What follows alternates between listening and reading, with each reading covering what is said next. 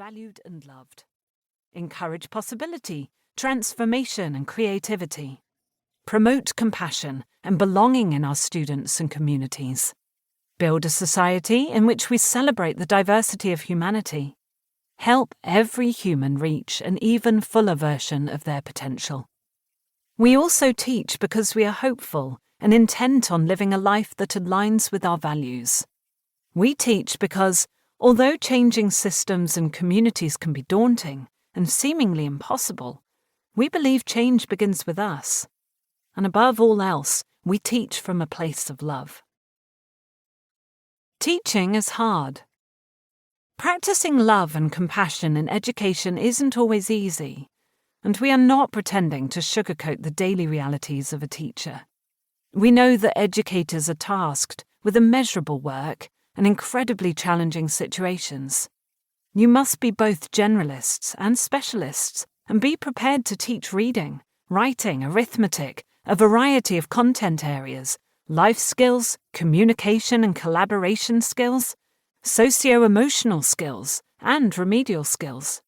You must meet national and state standards and help your students achieve on standardized assessments you may or may not agree with philosophically. You must be guides, inspirations, nurturers, comforters, critics, comedians, gurus, therapists, and advocates. You must show up every day, in every way, for each and every one of your students. Educators must also come prepared to address students' fears, concerns, hearts, and minds.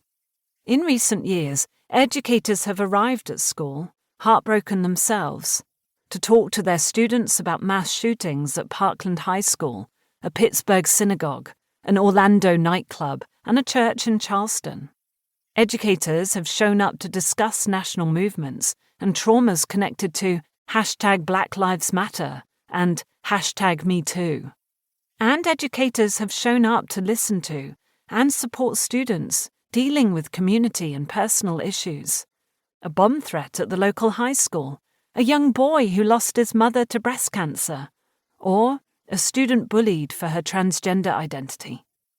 But let us not forget that educators also have the amazing opportunity to come to school and celebrate and experience joy with students, and to practice and teach kindness, love and compassion.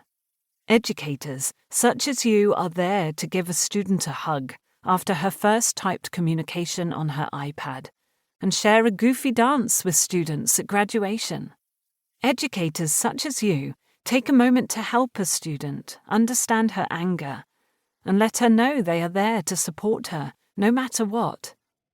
Educators such as you are there to shed happy tears when 10th graders present community action projects about ending homelessness.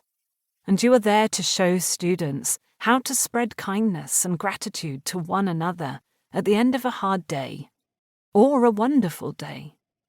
Throughout all this joy, pain, and love, if we are to use a heartfelt approach that draws on love, we must also face our triumphs and failures with kindness and compassion for our students and ourselves. We must reflect on our bravest moments and our most vulnerable ones. We must consider our language and our actions with our most challenging students. We must consider how to push back against systems or schools that do not align with our values or educational philosophies. And we must always ask, how can we do this better tomorrow with more love and compassion? Throughout this book, we will ask you to practice the radical act of reclaiming your classroom as a place of love. We will ask you to consider new ways to approach your students with love and to teach them with words and actions, the new types of learning and becoming that can occur when we bring love and education together. Before reading on to the next section, we want you to take some time to answer the question of why you teach. See Figure 0.1, which can be found in the supplemental PDF included in listeners' libraries. This will help ground and focus you before you dive into the perspectives, tools, and how-tos of our approach. Please be sure to reflect on all the amazing, artful, change-making work you take part in.